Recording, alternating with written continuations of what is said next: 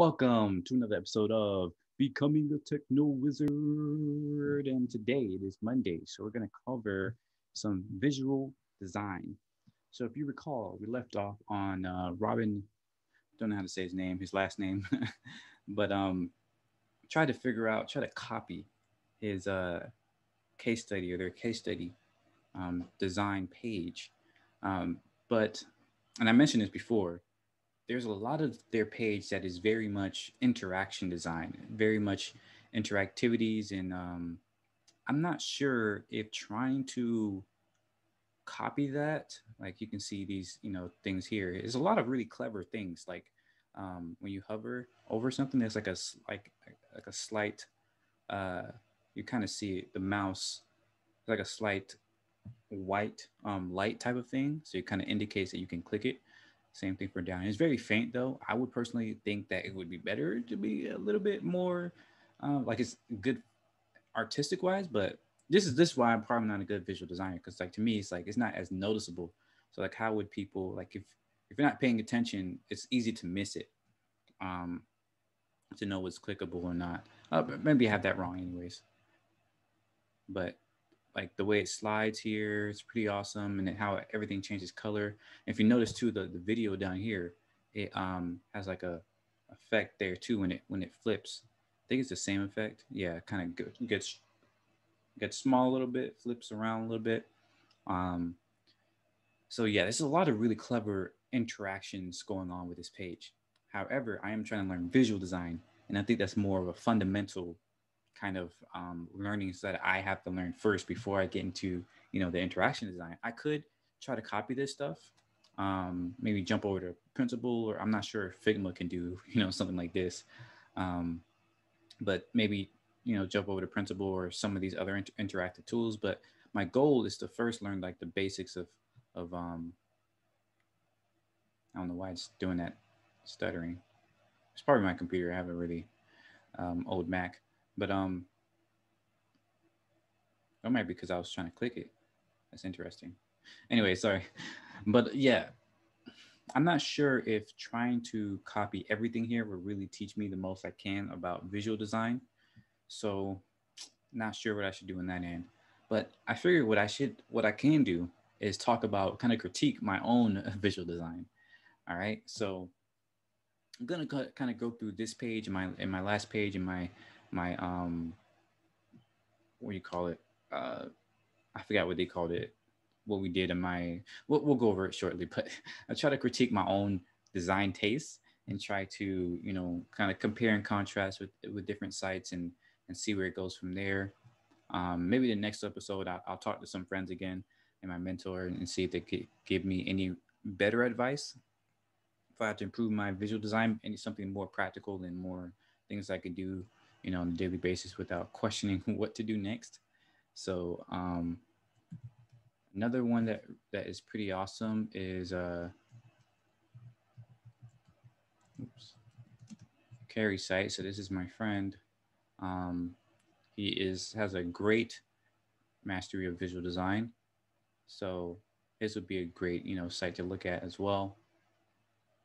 I think I had some other ones in my Notion, but first we'll go over my site. So this is my site, and like very clearly state that I am not a visual designer, visual graphic designer.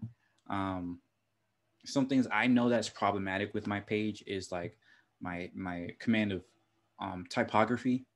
I've had some reports of people not really liking the font I chose, but I also had some people saying that they did like the fonts I chose. So I had to. What I want to do is really usability test my site. I want to test specifically with hiring managers and recruiters, right, to see what they think about my site. Because I do want to redo my entire website, specifically because I want to change it from just being a portfolio to being more of a about me, like in all the stuff that I'm doing. So like my content, I do a lot of podcasts and videos and all this stuff. I want to put more of that out there. My interest in doing more speaking engagements, um, any other interests I have. I'm thinking I might go more into freelancing as well. So I might look at kind of changing over my site to be more reflective of that. So this is apropos to, critique my site and see what's wrong with it. Of course, this is just from my view. It might be completely, different than how hiring managers and recruiters and things like that see it. But I think it's important to critique our own work anyways. So yeah, my typography, I think, is problematic because some people hate it, some people love it. I use Jost, which is known as like a futuristic Futura, however you say that font. I think I found it here. Yeah, it's a really interesting font. What's super interesting about it too is that it is supposed to be like a what do you call it, like a dynamic font. So there are things that you can change with the font based on like things like the time of day. I'm not sure if they do it here.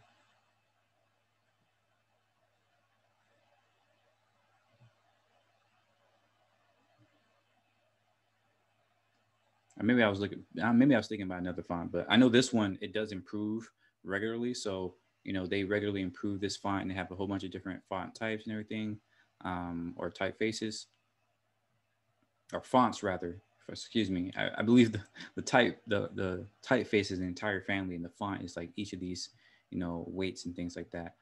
Um, but yeah, I really like the font, but apparently not everybody else does. So I might have to look for something, like this, where it's nice and spread out.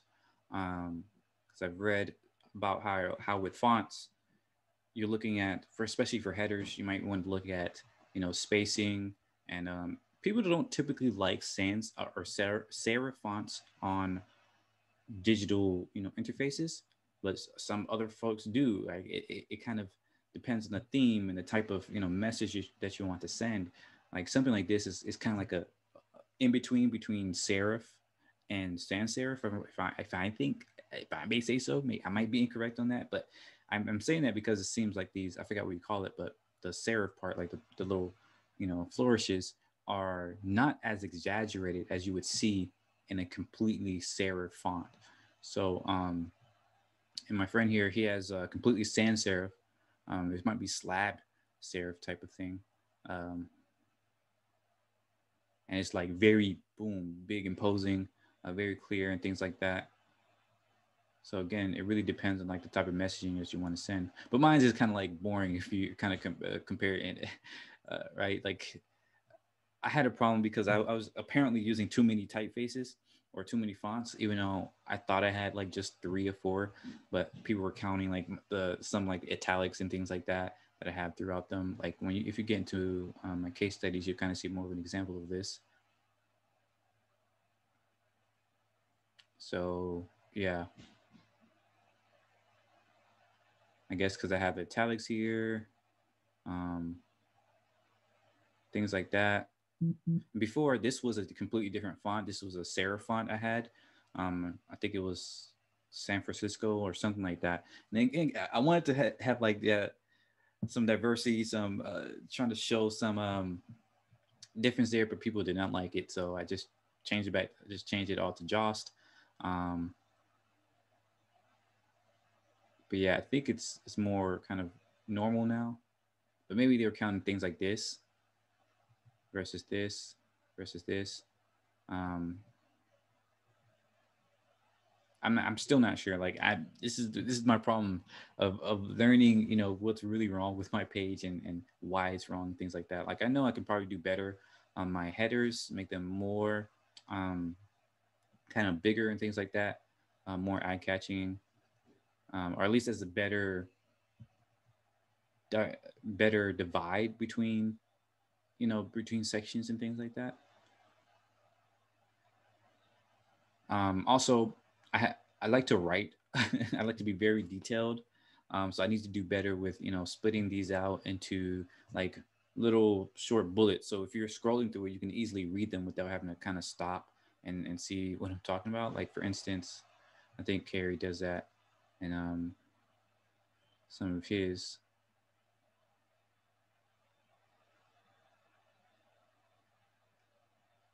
Okay, yeah, like a big header, a little bit of exclamation, large picture, same thing, right?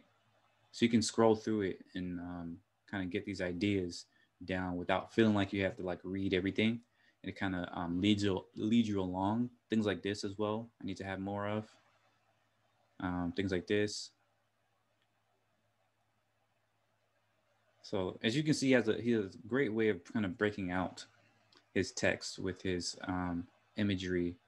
And another reason why I didn't do that is because I just didn't have much imagery in the first place, right? Like all my imagery is, you'll see it later on, is like I had the storyboard thing, which some people don't hate storyboards. So I realized that belatedly, and I was like, oh gosh, okay.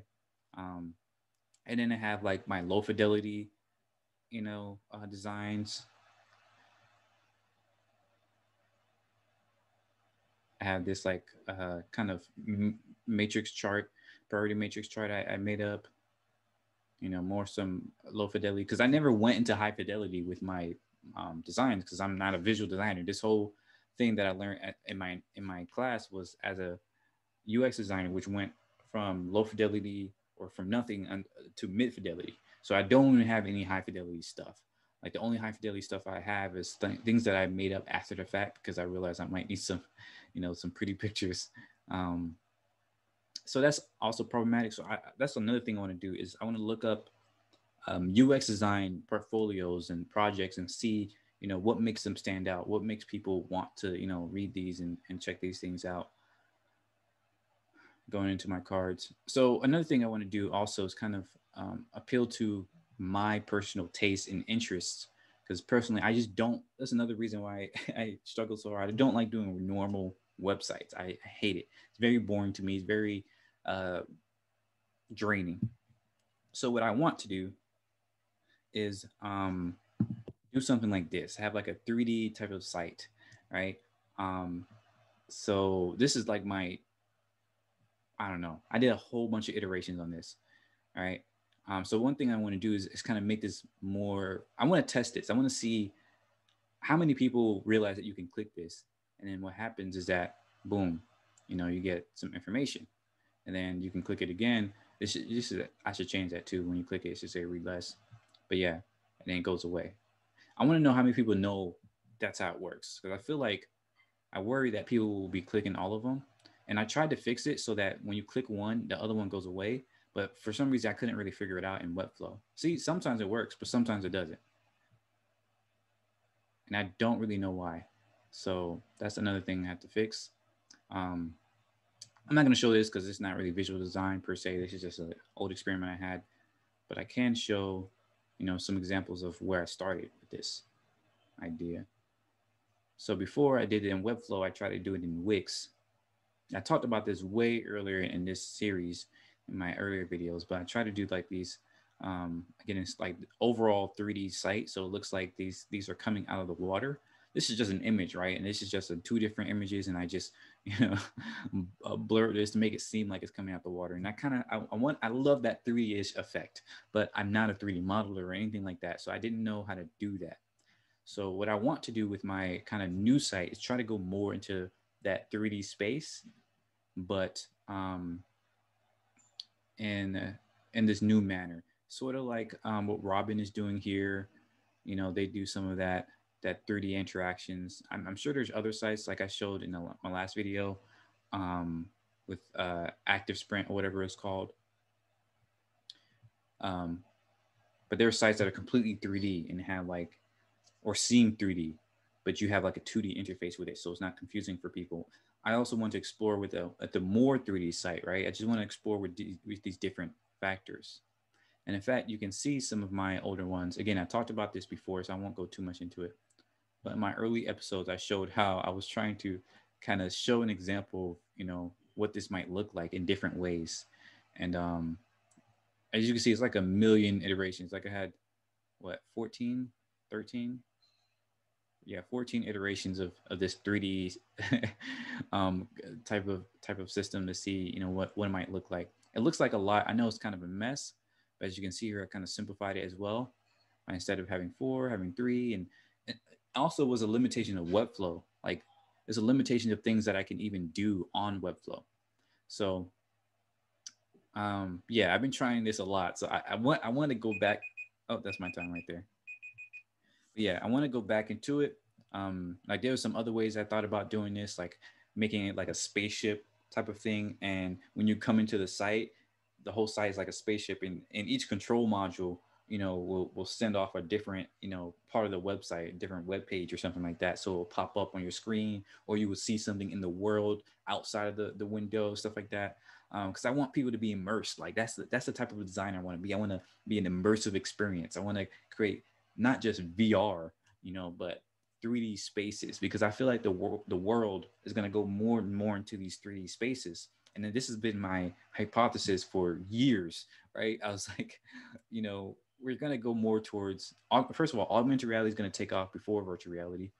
And I still stick to that today, even though virtual reality has taken off and AR is having problems. I say that because virtual reality is a constant progress, right? It's going to be changing almost drastically, maybe not super drastically, but in terms of the form factor, the hardware, and what you can do with the software, that's going to be changing for year after year for decades until we get to full dive technology. But with AR, we're going to find different ways to implement these augmented, displays and websites and web pages into our world, whether it's through our phone or through our glasses or through projectors or through, 3D screens or whatever, right? We're going to figure out ways to incorporate that into our lives. So I want to meet the world there. I want to figure out, what are the best ways to show a 3D website that is still intuitive, right? Because you see a big problem with that with 3D is like it's hard to be intuitive, especially if specifically rather if you're using mouse and keyboard and you're trying to get people to interact with their 3D website versus if you just give people controllers or their hands, it's more you can have a more intuitive experience with the environment. So what I want to figure out is how do you meet people halfway? How do you make it so that you can build a mobile website or a desktop website and people can still interact with that 3D website, right? Without a headset, without their hands. So that's what I want to try to discover with my portfolio. So I'm super interested in getting more towards it. I even had some ideas for how the mobile might look. So um, this didn't really pan out, unfortunately, but I want to get back at it. I want to try it again. So yeah, that's it for this episode. We're gonna try to do this better in the coming weeks. So it's gonna be an interesting journey. Thanks as always for watching, and let me know your thoughts. Let me know what you're thinking, and yeah, thanks. Have a great day. See ya. Bye bye.